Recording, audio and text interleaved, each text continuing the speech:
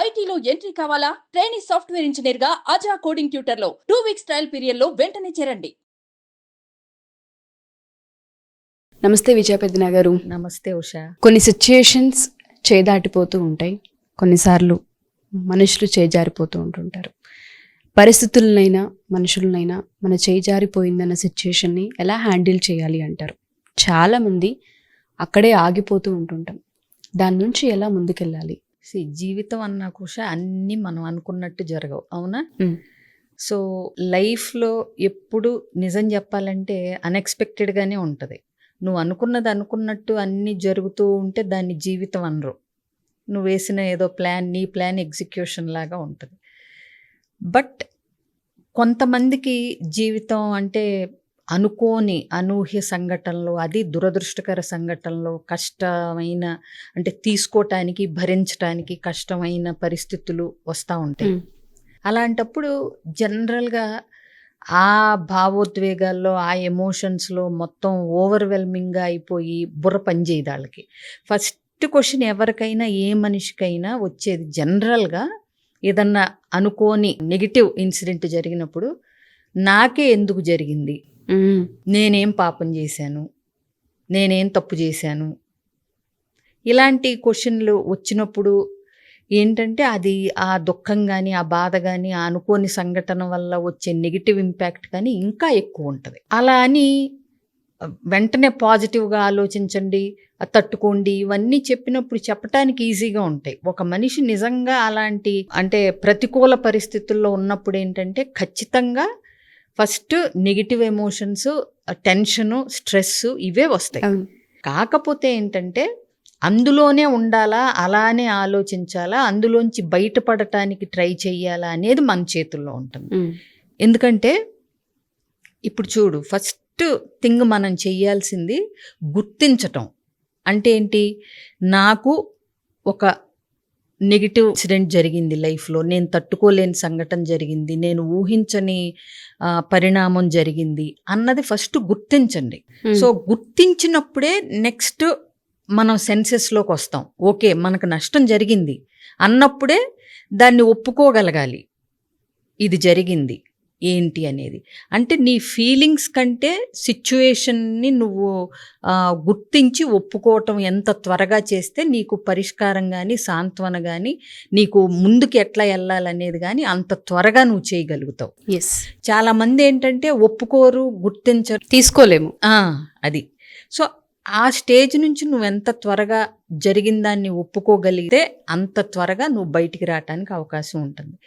ఒకసారి ఒప్పుకోగలిగిన తర్వాత ఏంటంటే ఇప్పుడు నేనేం చేయగలను, అంటే నా కంట్రోల్లో ఏమున్నాయి, నా కంట్రోల్లో లేని విషయాలు ఏంటి, ఇక్కడ నేను నా చేతుల్లోకి తీసుకుని చక్కబెట్టగలిగిన పరిస్థితులు ఏంటి, నేనేం చేసినా దీన్ని మార్చలేను, నా కంట్రోల్లో, నా ఆధ్వర్యంలో ఇది జరిపించలేను, ఇది నా చేతుల్లో లేదు, ఈ డెసిషన్ కానీ, ఈ పరిస్థితి కానీ, ఇలా చేయటం నా చేతుల్లో లేదు, వేరే వాళ్ళ మీద ఆధారపడిన ఏంటి, నేను చేయగలిగిన ఏంటి, what is in my control, అవి స్లోగా మన చేతుల్లోకి తెచ్చుకోగలుగుతూ ట్రై చేయాలి. ఇంకొకటి, ఎవరిది సహాయం అన్నా తీసుకోవటానికి అస్సలు మొహమాట పడకూడదు. ఇలాంటి పరిస్థితుల్లో మన వల్ల కానిది, మనం చేయలేనిది మనకెవరన్నా చేసి పెట్టగలరు, మనకు తెలిసిన వాళ్ళల్లో, మన సర్కిల్లో అనుకున్నప్పుడు హెల్ప్ అడగటం అనేది చాలా అత్యవసరం. అన్నీ నేనే చేసేయాలి, ఎవరి మీద ఆధారపడకూడదు, అంటే ఫైనాన్షియల్గా ఆధారపడకూడదు అనుకోవటం కొంతవరకు కరెక్టే. బట్ అసలు హెల్పే తీసుకోకూడదు, పనులు చేయించుకోకూడదు అనేది అప్పుడు ఏమవుతుందంటే ఇంకా ఉక్కిరి బిక్కిరి అయిపోతారు. అన్నీ నేనే చక్కబెట్టేయాలి, ఈ మొత్తం ఈ నెగిటివ్ ఇన్సిడెంట్స్, ప్రతికూల పరిస్థితులను అన్నిటినీ ఒంటి తాటి మీద నేనే చెయ్యాలి అనుకోవటం కూడా అంత కరెక్ట్ కాదు. సో ఎవరి సహాయం అన్నా తీసుకుంటే మనకి వెసులుబాటుగా ఉంటుంది, మనకు కాస్త చేదోడు వాదోడుగా ఉంటుంది అన్నప్పుడు ఖచ్చితంగా హెల్ప్ అడగటం అనేది చాలా ముఖ్యం. అలాగే నువ్వు హెల్ప్ అడిగినప్పుడు ఏంటంటే నీకు నిజమైన స్నేహితులు వాళ్ళు ఉంటే వాళ్ళకు కూడా ఒక సాటిస్ఫాక్షన్ ఉంటుంది. ఇలాంటి పరిస్థితుల్లో ఈ అమ్మాయికో లేకపోతే తనకో మేము అంటే ఉపయోగపడ్డాము, ఆ ఫ్రెండ్షిప్కి ఆ వాల్యూ ఉంది, మనం అడుగుతున్నాము అంటే మన మీద భరోసాతో ఆ వ్యక్తి అడుగుతుంది కాబట్టి మనకు చేతనైనంత వరకు మనం చెయ్యాలి అనేది కూడా వాళ్ళకి అనిపిస్తుంది. సో అట్లా ఇచ్చిపుచ్చుకోటాలు అనేది ఉండాలి. ఇకపోతే ఒక ప్లాన్ ఉండాలి. అంటే సిచ్యువేషన్ని నువ్వు యాక్సెప్ట్ చేసిన తర్వాత అంటే ఒక ప్లాను ప్రకారం వెళ్లకుండా ఏది కనపడితే ఆ పని చేయటం, ఏది గుర్తొస్తే అది చక్కబెట్టడం అలా కాకుండా, ఒకవేళ గనక ఇప్పుడు మొత్తం నీ మీదే ఆధారపడింది ఫ్యామిలీ, ఇప్పుడు అలాంటప్పుడు నువ్వు ఎట్లా ముందుకెళ్ళాలి, ఒక ప్లాను, ఒక స్ట్రాటజీ, దీన్ని అమలు అంటే ముందు వేసుకుని ఒక ప్లాను, దాన్ని స్టెప్ బై స్టెప్ అమలు పరచడానికి ట్రై చేయాలి. ఓకే. అలాగే చిన్న చిన్న వాటితో మొదలు పెట్టాలి. అంటే చిన్న చిన్న అడ్డంకులు, చిన్న చిన్న పరిస్థితులు నువ్వు ముందు చక్కదిద్దుకుంటా ఆ తర్వాత నువ్వు పెద్ద పెద్ద విషయాల్లోకి వెళ్ళగలిగేంత కాన్ఫిడెన్స్ నీకు వస్తుంది.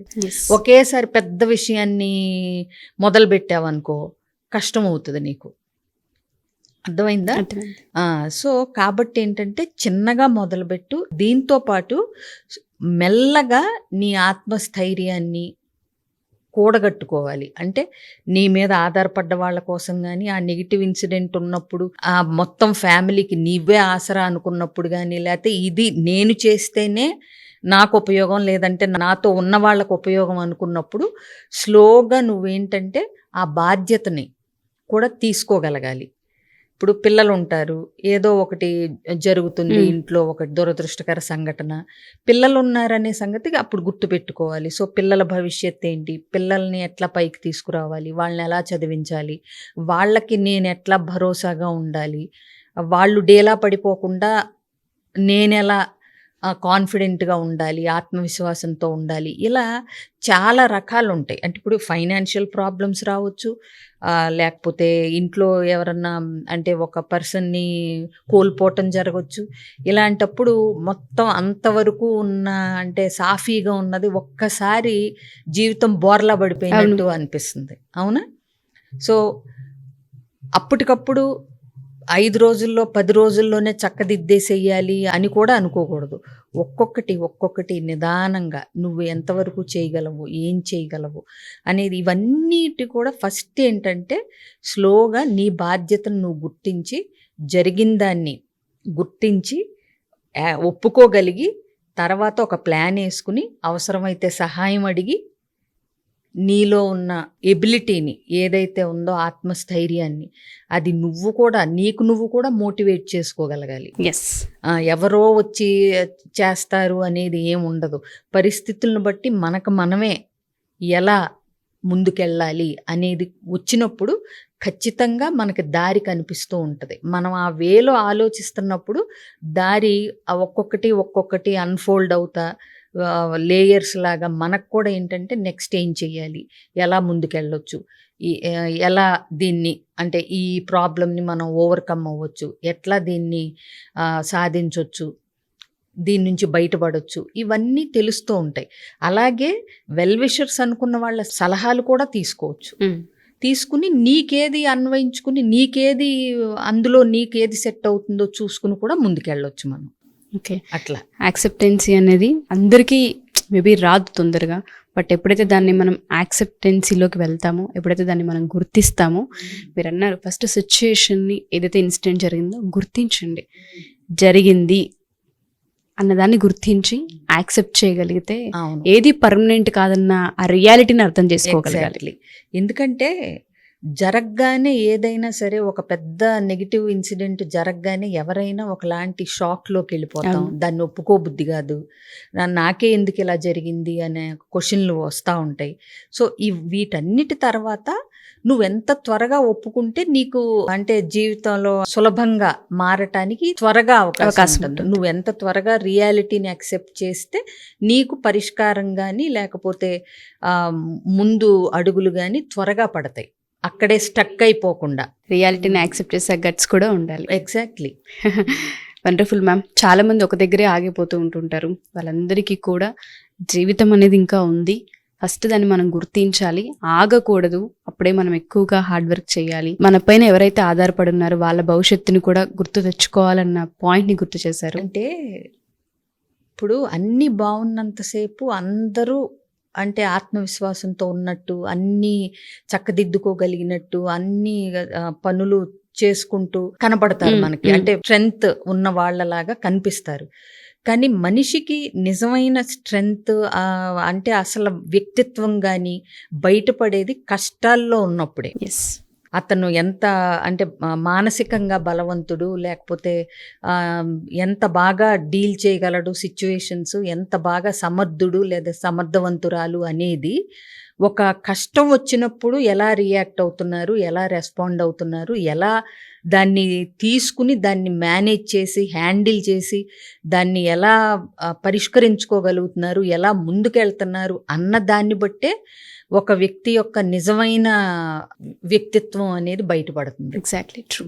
సో ఇట్లా ఏదన్నా ఉండి ప్రాబ్లమ్స్లో ఉండి స్టక్ అయిపోయి బయటికి రాలేనప్పుడు కూడా ఇట్లా కౌన్సిలర్స్ హెల్ప్ అన్ని డెఫినెట్గా తీసుకోవచ్చు. చాలా మంది ఒక మెమొరీ దగ్గర ఆగిపోతూ ఉంటుంటారు, చేదు జ్ఞాపకాలను గుర్తు తెచ్చుకుని జీవితం అక్కడే ఆగిపోయిందన్న భ్రమలో ఉంటుంటారు. బట్ ఇవన్నీ నేను చెప్పినవన్నీ చేయలేదనుకో, స్లోగా డిప్రెషన్ లో Exactly.